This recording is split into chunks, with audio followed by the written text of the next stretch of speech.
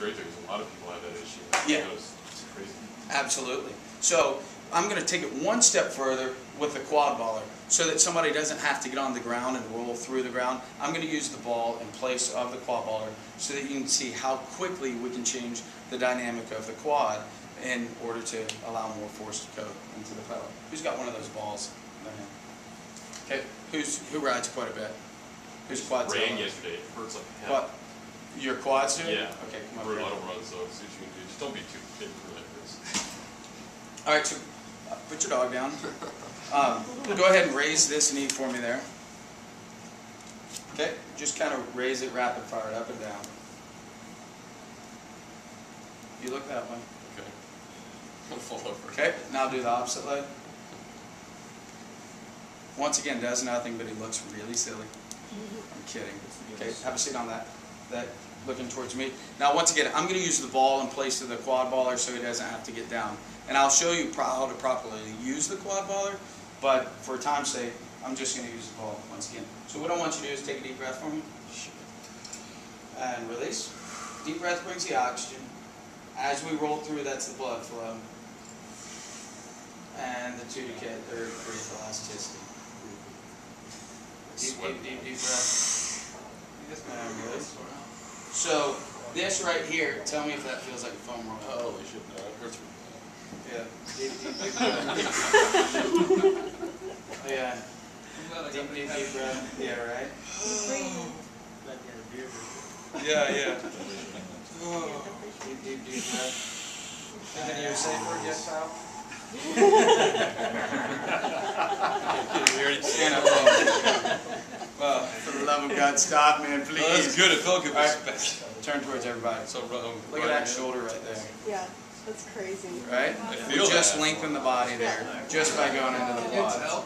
So, Yeah, you look way up. right. So from a bike fit perspective, I'm all caca. we got EP purchases. No, come on. Turn for me. Okay, no, look towards these guys. Raise this knee for me now. Go ahead and go down. Raise it again. Nope. And down. Now rapid fire, just kind of up and down. Look at the control he has now. Okay. And now let's do the opposite side. Do the opposite leg. He's like a circus monkey. Yeah, all he needs is that little bicycle. But really, I mean, go ahead and come up with this again. I want to show you guys as well. Just go ahead and come up with a knee. Leave your foot alone. Come up with a knee. Oh, is it this? Nope. Knee is here. Oh, yeah, so like this? Yeah. Oh, I so got just you. do that. Go ahead and go up. Go back down. Go up. Go back down. Do the opposite one. Okay, what do you guys see different between the two sides? Seems tighter on the right. Seems like he's lifting his right pelvis. Yeah, got the hip, got the pelvis. Yeah, I mean, it's like this. On that right side, he's doing this, and on the left side, he's doing this. Now, here's the most significant thing for you guys. From a roadie perspective, watch this. Come up with this leg. Leave all that other shit alone. Just go down. Come up. Just kind of rapid fire. Look where my hand is. Can you see he's lifting from right there? Okay, now let's do the opposite leg. See where he's lifting from right here? Front of the knee. So he's relying on velocity to get him through the pedal strip. So where are those hands if that's what he's relying on? Boom. Got everything on top of his hands. So at that point, you're losing an incredible amount of strength because the butt's not able to shift back and base itself over the saddle.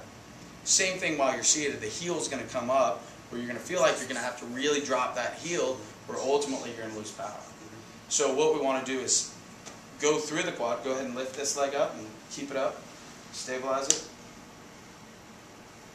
Okay, that was pathetic, but we're going to go with it. I have a really bad balance. Okay, now we're going to do this side. Watch this. Damn it. See, but watch his body. Go ahead and come up. It's better, but you're relying on it. So come up with this one again. Yeah, I just don't have Okay. as much. See where it drops to. And now I feel like I'm in WWF right now. Go ahead and raise this one. But you see how he's able to get more force and base the body better off of that side. So now we have kind of an idea of what's going on. Check this out. I'm still going to use you. Everybody know what your psoas is? Muscle in your groin connects to T12 in the middle of your back. So it's going to compress down on that L4-5 area, your lower back. So like right this area here. Yeah. So I had that compression where I felt climbing. It's brutal. Right. Because you're going to sink here into that, bringing the knees slightly forward versus really allowing you to base on top of the pedals. You end up relying on the hands to base the body, and you sink your butt back. And you're sinking it at L4-5, you're not sinking it with the pelvis itself. So check this out.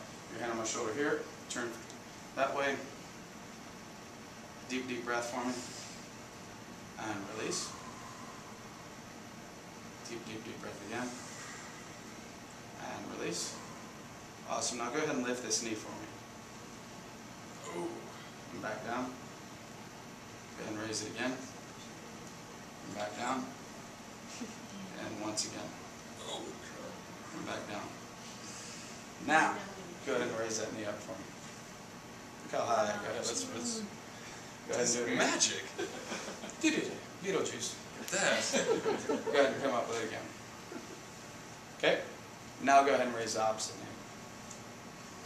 You see that? Yeah, that's And I mean, and he's trying to lift it. So try to lift your opposite leg the same height. Look at the body. It's really. So once again, it's going to go on top of the I on can top feel of it the right hoods. through this too when I do that. Yeah. So look at this shoulder. Right?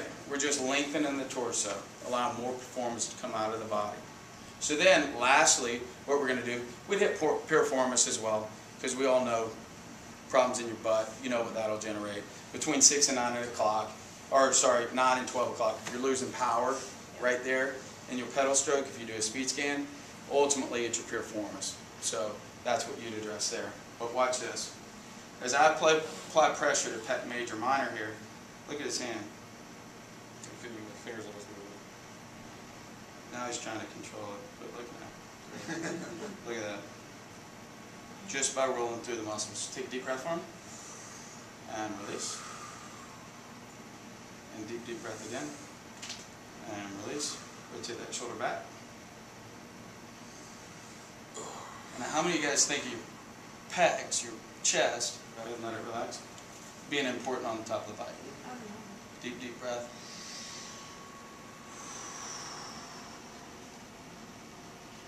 And deep, deep breath again. And release.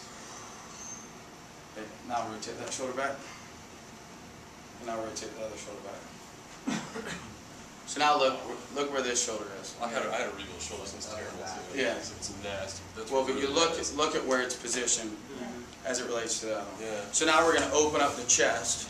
We're going to allow you to breathe more efficiently. But we're also going to put your hands here, thumbs up, versus your hands wanting to be here. You know, this is kind of that comfort spot, you know, on your bars. But we do that because most people's shoulders are slightly rotated forward anyway. If you're out here, then you can base on your bar hoods or your brake hoods, and it's going to be that much more comfortable. Just doesn't tend to be a lot of comfort. So now go ahead and raise that knee for me. And now rapid fire. We're getting good at the balance thing. Yeah, it's great. It really is. Now let's do the opposite side. It's just not even near. So if you guys are into sound, listen to this leg. Go ahead and do it. Now listen to the other leg. You can hear the fabric sticking to the skin that much more on the opposite leg. So, It is too much. and back. his, And your foot's not doing this. his bag of gummy bears or whatever, he's got like one in each butt cheek. No, they're all in here now. Oh, okay, good. So go ahead and have a seat.